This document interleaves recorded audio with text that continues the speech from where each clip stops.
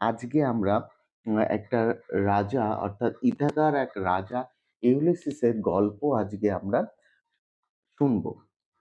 তাই বলি ক্লাস 12 এর 3rd সেমিস্টারের এই কবিতাটি। তাই ছাত্রছাত্রীরা তোমরা চটপট তোমাদের ইউলিসিস কবিতার টেক্সট বইটা বার করে নাও।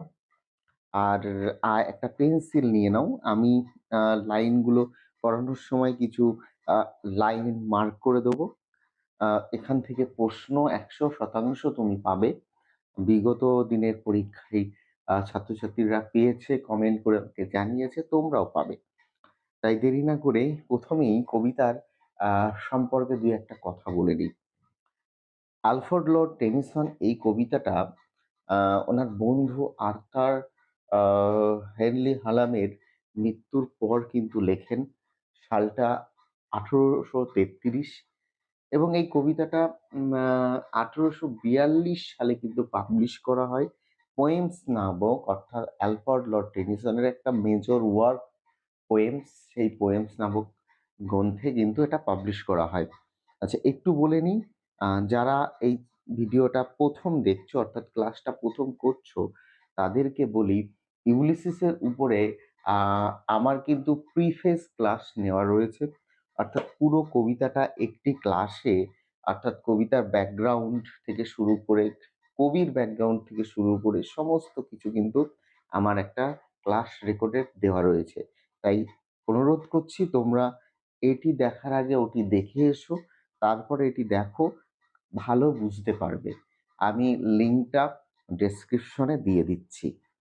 আর এখানে তোমার শুধুমাত্র যে ১২ ক্লাসের 3rd সেমিস্টার নয়, ক্লাস 6 থেকে 12 এর ইংরাজি একদম বাংলার সম্পূর্ণ ফ্রি চ্যানেল বলতে পারো এটি। তাই তুমি চ্যানেলটি সাবস্ক্রাইব করো এবং বন্ধুদের মধ্যে শেয়ার করো। তাই চলো শুরু করি।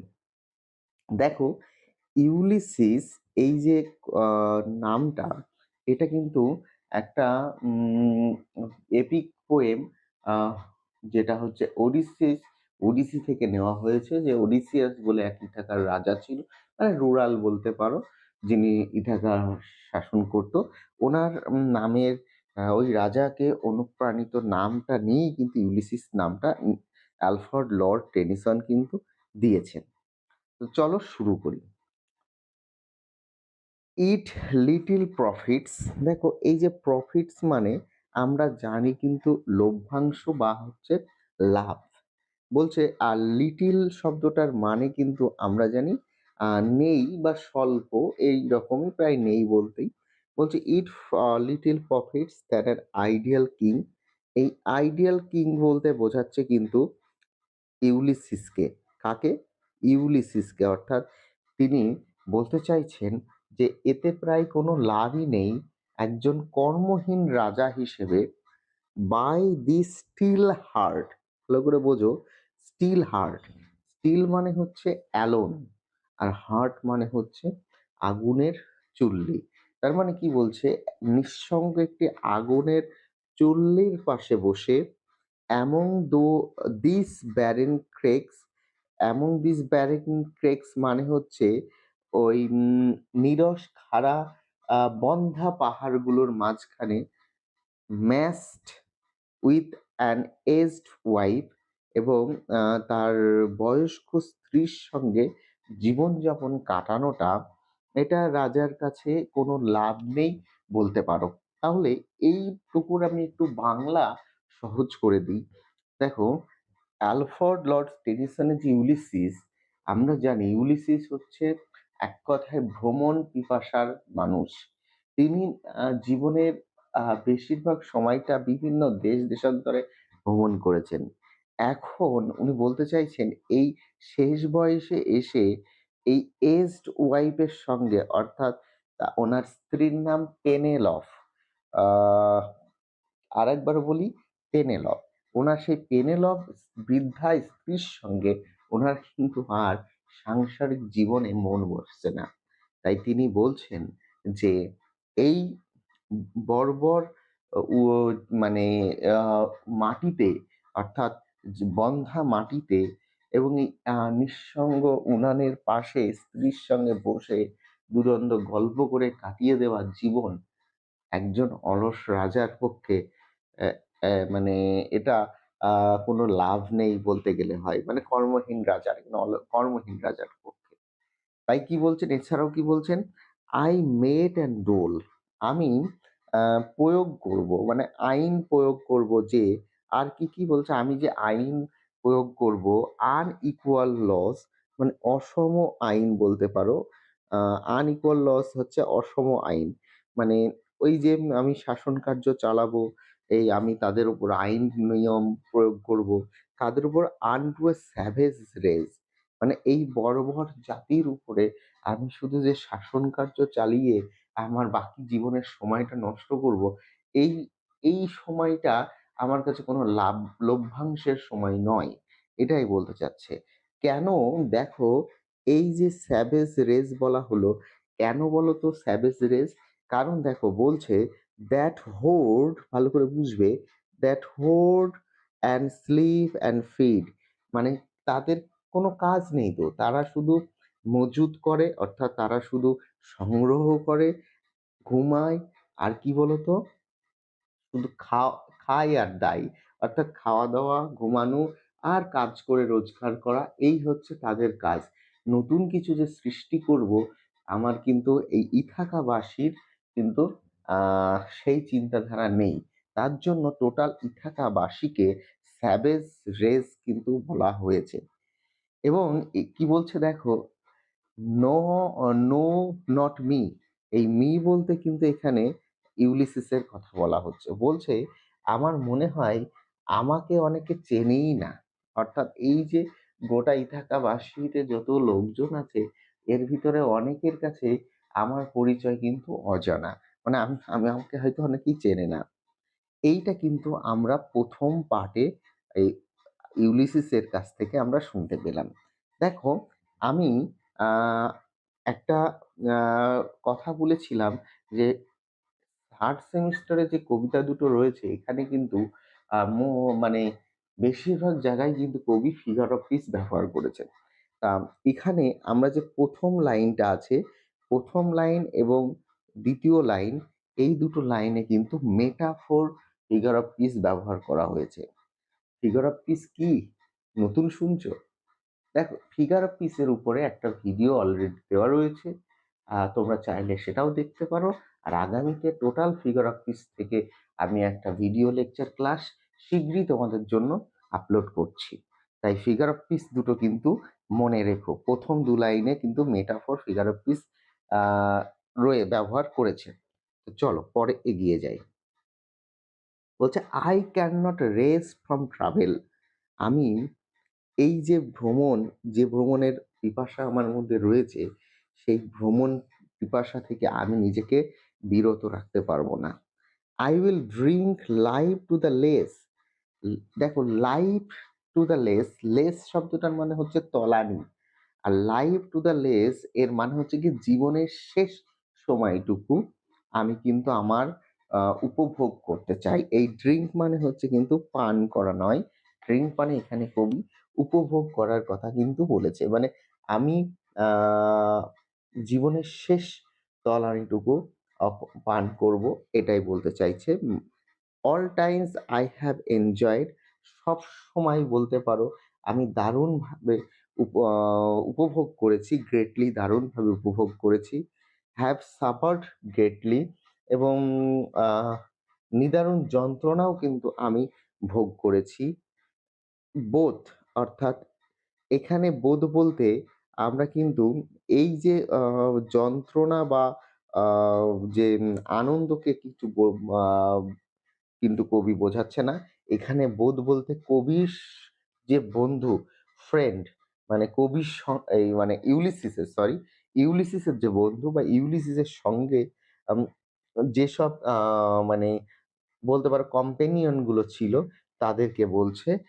Both with those that love me, মানে সেইসব বন্ধুরা বা সেইসব মানুষেরা যারা আমাকে হয়তো ভালোবাসতো, অ্যান্ড অ্যালোন, এবং আ বলতে পারো যে আ অনেক সময় একাকী, অন শোর, অর্থাৎ আমি যখন কোনো সমুদ্র তটে এই যে শোর বলতে এখানে কিন্তু একটা এমসিকিউ হয়। শোর বলতে কিন্তু এখানে আলাস্কার কথা বলা হয়েছে। এটা তোমরা জানো, আলাস্কার কথা কিন্তু এখানে বলা হয়েছে। মানে শোর বলতে কি বুঝলাম? আরেকবার বলি, আলাস্কা।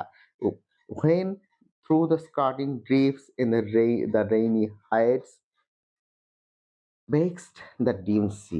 মানে কি বলছো দেখো, যখন এই যে বর্ষার যে রোহিণী বা হচ্ছে নক্ষত্র, সেটা অতিরিক্ত ঝোড়ো হাওয়ার স্রোতের টানে যখন মানে ওই যে ডিম সি, মানে বলতে পারো সেই ঘোলাটে যে সাগরটাকে উত্তাল করে দেয়।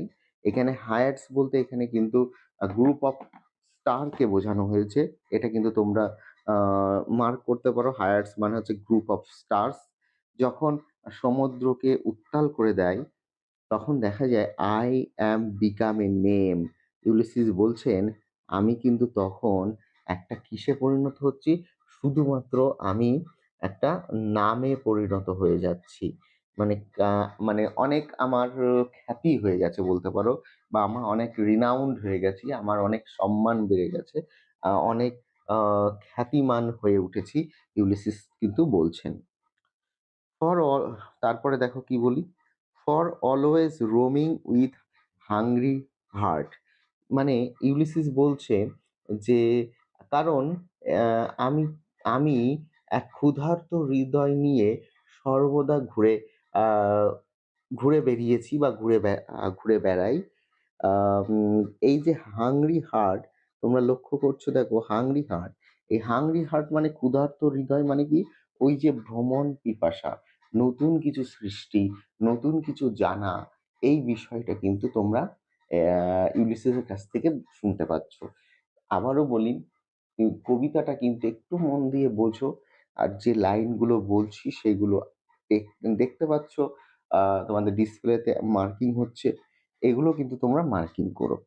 আবারও বলি দেখো, much have I seen and known cities of men and manners, climates, councils, governments. বলছে আমি যখন আমি এই যে ভ্রমণ পিপাসা নিয়ে বিভিন্ন দিকে ঘুরে বেরিয়েছি, তখন আমি দেখেছি, দেখো, হ্যাভ আই সিন মানে আমি সেইগুলোকে দেখিয়েছি, নোন আমি জেনেছি, কি জেনেছি? সিটিজ অফ মেন, অর্থাৎ প্রচুর মানুষের শহরে আমি গেছি, তাদের সম্পর্কে জেনেছি, অ্যান্ড ম্যানার্স, তাদের আদব কায়দা, ক্লাইমেট, সেখানকার আবহাওয়া, কাউন্সিলস, গভর্নমেন্ট, তাদের সভা, তাদের পরিচালন সমিতি, নিয়ম কানুন, মানে আমি কিন্তু জেনেছি, আমি দেখেছি। মাই সেলফ নট লিস্ট, মানে এই যে বলতে পারো, এই এত কিছু দেখা, এত কিছু জ্ঞান অর্জন করার পরও আমি নগণ্য নয় কিন্তু, মানে আমি নিজেকে খুব ছোট বলতে পারি না। বাট অনার দেম অল, কিন্তু সব থেকে বেশি মানে সম্মানিত হয়েছি মানে তাদের কাছ থেকে, বা সবাই খুবই আমাকে সম্মানিত করেছে, বা আমি তাদের সম্মানিতও প্রদান করেছি। And drunk delight battle with my peers. Peers মানে এখানে সহযোদ্ধা বলতে পারো, মানে যুদ্ধের সময় ইউলিসিসের সঙ্গে যেসব সে মানে যোদ্ধারা ছিল, তাদেরকে এখানে বলতে পারো। কি বলছে দেখো, and drunk delight of battle with my peers, মানে বলতে পারি আমার মানে যে সমকক্ষ যে যোদ্ধা সঙ্গে যখন যুদ্ধের মহা আনন্দ যে আমি পান করেছি, for on the ringing planes of Windy Troy, মানে ট্রয়ের ঝোড়ো, ট্রয়ের যে সমতল বহুদূরে যে যুদ্ধটা হয়েছিল, সেই জায়গাটার রিঙ্গিং প্লেন্স মানে কি, যেটা বলতে পারো মানে সেই ঝংকারিত যে আহ, জমিটা ছিল বা ভূমিটা ছিল ত্রয় যুদ্ধের সময়। ত্রয় যুদ্ধ কি, এখানে ট্রোজান ওয়ারের কথা বলা হচ্ছে। পরবর্তীতে একটা ক্লাসে এটাও আমি ট্রোজান ওয়ার সম্পর্কে তোমাদেরকে বোঝাবো। তোমরা চ্যানেলটা মানে ফলো করো। সবই কি একটার পর একটা কিন্তু তোমরা রেকর্ডেড ক্লাস পেতে থাকবে। চলো তারপরে কি বলছে, I am a part of all that I have made. আমি যাদের সঙ্গে মিশেছি বা আমি যেখানে মিশেছি, যেখানে গেছি, আমি সবকিছুর অংশ হয়ে উঠেছি। Yet all experience অর্থাৎ এই যে চলাফেরার সময় যে আমার যে অভিজ্ঞতা is an arts or though arts মানে এখানে বলতে পারো একটা দরজা বা উইন্ডো। আমার সামনে একটা নতুন দরজা বা উইন্ডো বা জানালা খুলে পথ খুলে দিয়েছে বলতে পারো। glimpse that an untraveled worlds এবং যে যেন উঁকি মারছে চকচকে মানে সেই untraveled মানে কি? যেখানে এখনো ইউলিসিসের পা পড়েনি বলতে পারো। মানে যে পৃথিবীর যে প্রান্তে এখনো ইউলিসিস যায়নি, সেই প্রান্তের সেই হাতছানিটা যেন ইউলিসিসকে ডাকছে। আর ইউলিসিসের যে এক্সপেরিয়েন্স সেখানে নতুন একটা পথ তার সামনে যেন প্রশস্ত হচ্ছে। এবং whose margin fades forever and forever when I move।